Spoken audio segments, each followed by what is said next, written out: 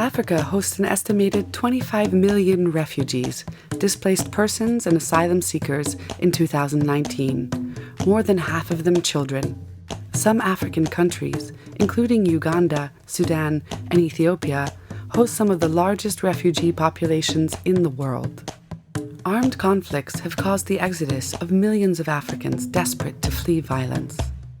Most have lost everything: their homes, their relatives, and their identities. They often arrive in their host countries in a state of exhaustion, malnutrition, and trauma. The conflict in South Sudan has left over 4 million forcibly displaced from their homes since 2013, more than 2 million to neighboring countries.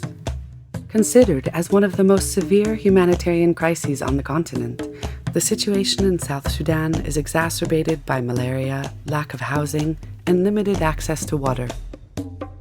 Climate change also fuels the refugee crisis, causing the displacement of millions, as is already the case in the Horn of Africa. Cyclones, recurrent droughts, poor harvests, and water shortages are likely to force an estimated 80 million Africans into exodus by 2050. Displaced people and refugees are particularly vulnerable to xenophobia, arbitrary detention, sexual abuse, trafficking, and forced labor.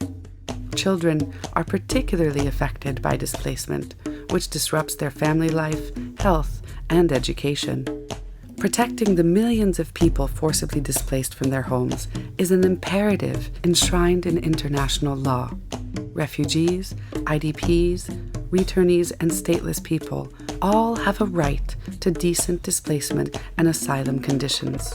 All have a right to rebuild their lives in a safe environment through return assistance, integration into the host country, or resettlement in a third country. How can we ensure the protection of civilians during conflicts, thus preventing their displacement in the first place?